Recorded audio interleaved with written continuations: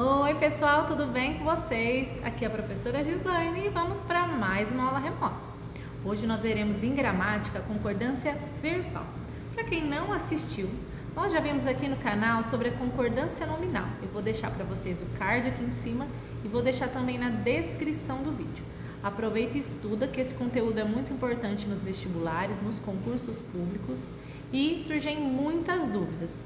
Qualquer dúvida, comentário, sugestão de vídeo, pode deixar aqui que eu vou tentando fazer e responder para vocês, tá? E aproveita, se ainda não se inscreveu, se inscreve aqui no canal, dá uma forcinha, dá um like, curte, compartilha com seus amigos e vamos focar sempre na língua portuguesa.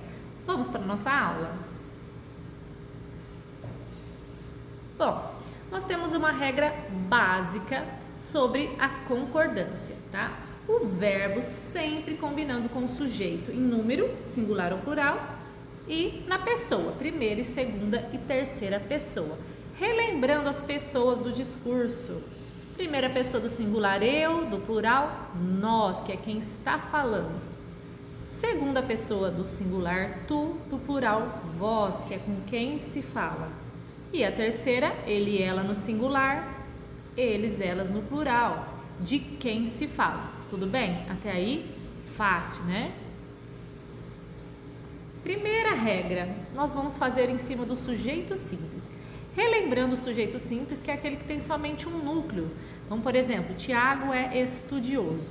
Tiago é o meu sujeito, então tem somente um núcleo, então o sujeito é simples. Então, nessa primeira regra, nós temos o verbo sempre concordando com o núcleo do sujeito, tanto em número quanto em pessoa, certo? Singular ou plural. Então, por exemplo, nós vamos ao cinema, o verbo vamos, ele está na primeira pessoa do plural, né? Nós, concordando com o sujeito, certo? Sujeito, nós vamos, não pode ser nós vai, né? Presta bem atenção. É simples, mas muitas vezes a gente está produzindo um texto e nós acabamos deixando de lado a concordância. Primeira regrinha sobre o sujeito simples. Quando o sujeito ele é um coletivo, aí o verbo vai ficar no singular. Então esse engana bastante, porque às vezes a palavra ela mostra mais do que um, por exemplo, a multidão gritou pelo rádio. Então não é a multidão gritaram, certo? Como é um substantivo coletivo, eu vou manter o verbo sempre no singular. Então a multidão gritou. Então eu concordo com o núcleo do sujeito, que é a multidão, e não com o que ela significa, certo? Agora, atenção, se esse coletivo ele vier especificado, aí sim eu posso manter o verbo no singular ou ir para o plural, tanto faz, tá? Então, o que seria especificando? Eu posso, vamos ver o exemplo. A multidão de fãs gritou. A multidão de fãs gritaram. Então, olha lá, o de fãs foi a minha especificação. Então, eu especifiquei quais eram. Então, coloquei multidão de fãs no plural. Então, o correto, eu posso utilizar singular ou plural, que estará correto, certo? Segunda regrinha, o sujeito é um pronome de tratamento. Então, aí o verbo sempre ficará na terceira pessoa. Pode ser singular ou plural. Então, Vossa Alteza pediu silêncio. Vossas Altezas pediram silêncio.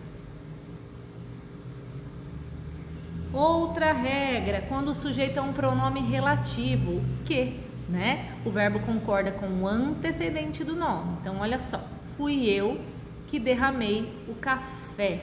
Então, combinando com o antecedente do pronome. Então, fui, quem fui? Eu, derramei. Fomos nós que derramamos o café.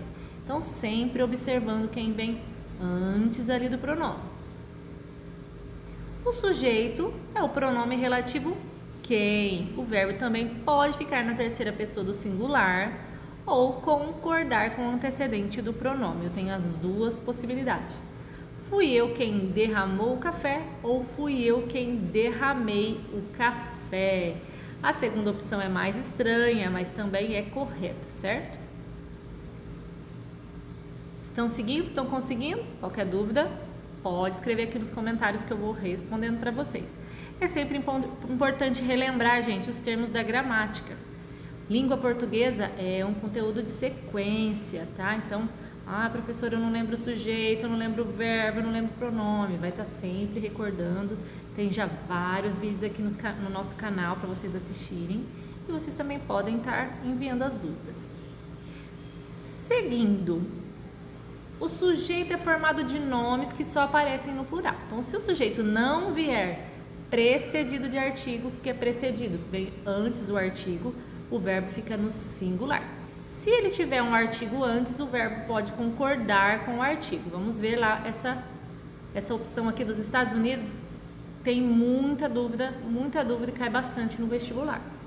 Estados Unidos é uma nação poderosa. Então, aqui eu não especifico com artigo, então eu mantenho no singular. Agora, quando eu especifico com o artigo os Estados Unidos, aí sim eu vou jogar o meu verbo para o plural. Os Estados Unidos são a maior potência mundial. Outra regrinha. O sujeito é formado pelas expressões mais de um, menos de dois, cerca de, dentre outras. Então, o verbo vai sempre concordar com o numeral. Presta bem atenção. Mais de um aluno não compareceu à aula. Então, eu concordo, compareceu com um, singular. Mais de 5 alunos não compareceram à aula. Plural. 5 mais de 1, plural. Ok? O sujeito tiver por núcleo a palavra gente, já no sentido coletivo. Então, o verbo ele pode ser usado tanto no singular quanto no plural, se ele vier afastado do substantivo. Vamos ver. A gente da cidade, temendo a violência da rua, permanece em casa. Então, permanece, manteve singular. Ou a gente da cidade, temendo a violência da rua, permanecem em casa. Tudo bem? Agora, nós vamos ver com os casos de sujeito composto. Aquele sujeito composto, ele tem 2 ou mais núcleos. Por exemplo, Tiago e Maria gostam de sorvete. Então, quem que gostam de sorvete? Tiago e Maria. Tiago, Maria, sem o E, são os 2 núcleos desse sujeito. Então, o sujeito é composto. Quando o sujeito composto ele estiver posicionado antes do verbo, como é o caso deste exemplo, aí ele vai para o plural. Então, João e Maria foram passear no bosque. Então, antes, tá? Primeira regra. Os núcleos do sujeito são constituídos de pessoas gramaticais diferentes. Esse cai sempre nos concursos públicos. E aí que fica pegadinho. Então, presta bem atenção. O verbo ficará no plural, seguindo a ordem de prioridade. Então, a prioridade é a primeira pessoa, depois a segunda, depois a terceira. Então, por exemplo, eu e ele nos tornaremos amigos. Então, olha só, o verbo ficou na primeira pessoa porque ela tem prioridade sobre a terceira. Então, eu e ele nos tornaremos, primeira pessoa do plural, nós, amigos. Tu e ele vos tornareis amigos. Aí eu já vou jogar para a segunda pessoa, porque ela tem prioridade sobre a terceira. Então, olha lá, o vós combina com tu, certo? Mas atenção, se o sujeito estiver posposto, o que é isso? É após, né? O verbo, nós permitimos a concordância por atração, que é aquela mais próxima que nós vimos lá no concordância nominal, com o núcleo mais próximo, mais chegadinho do verbo. Exemplo, irei eu e minhas amigas. Então, olha só, se eu tivesse invertido, eu e minhas amigas iremos. Opa, embolei aqui. Mas como está invertido, nós temos o sujeito posposto, aí ele permite fazer essa concordância por atração. Então, combinou com a palavrinha mais próxima, eu, aí eu mantenho irei na primeira pessoa do singular. Letra B.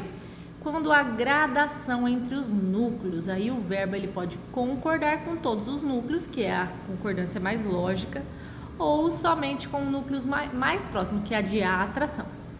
Uma palavra, um gesto, um olhar bastavam, ou uma palavra, um gesto, um olhar bastava, certo? Os dois estão corretos. Quando os sujeitos forem resumidos por nada, tudo, ninguém, o verbo vai sempre concordar com o aposto resumidor. Para quem não lembra do aposto, vou deixar o card aqui para vocês, temos a aula explicando o aposto. Então, olha só, os pedidos, as súplicas, o desespero, nada o comoveu, certo? Então, concordando ali com o desespero, né? O meu aposto resumidor. Os pedidos, as súplicas, o desespero, tudo isso, gente, foi resumido na palavrinha nada. Que ela quer dizer mais do que uma coisa, mas ela está no singular. Lembra daquele primeiro exemplo que eu dei para vocês do coletivo? Então é bem parecido com aquela, certo? Não esquece. Agora sim a gente vem para a dúvida mais essencial sobre a partícula C. Essa partícula ela traz bastante dúvida, tá? Então presta bem atenção, são alguns casos particulares que nós temos. O primeiro caso é a partícula apassivadora. Então, a função é indicar que o sujeito da oração ele está recebendo a ação expressa pelo verbo. Nesse caso, nós dizemos que o sujeito é paciente e o verbo está na voz passiva.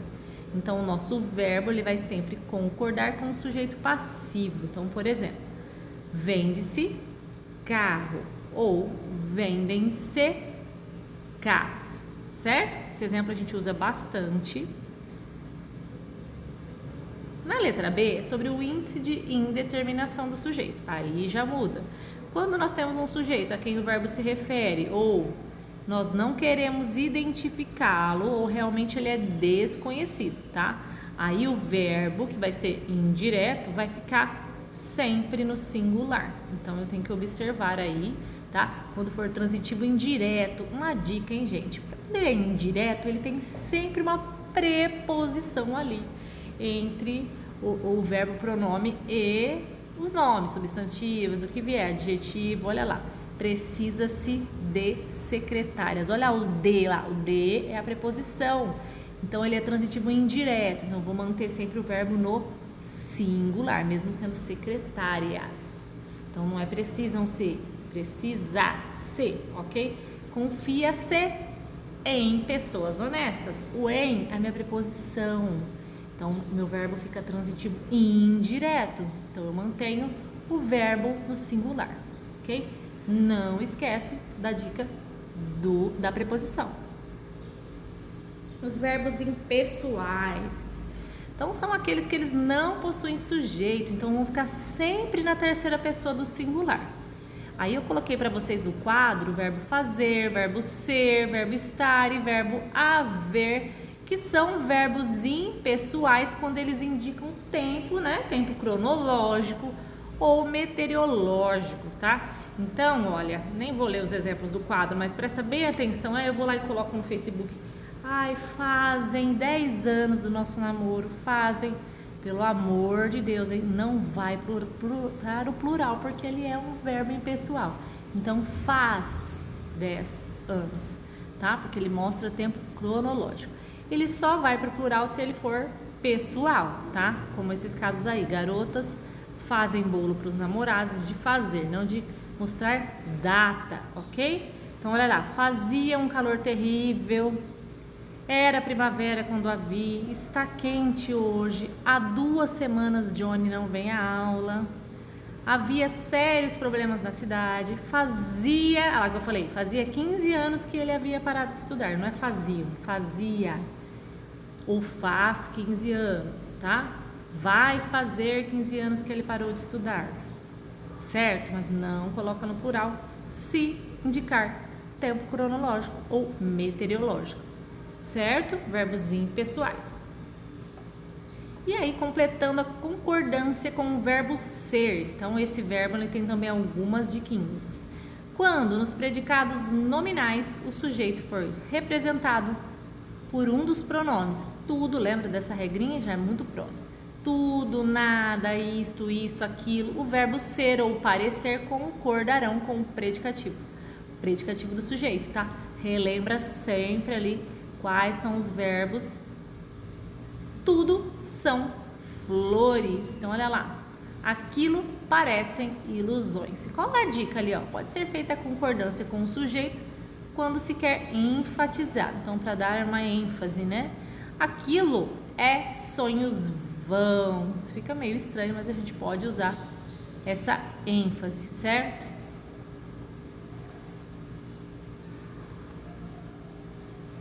Indicações de horas, de datas, de tempo, de distância. A concordância ela é feita com a expressão numérica. Então, por exemplo, são 9 horas.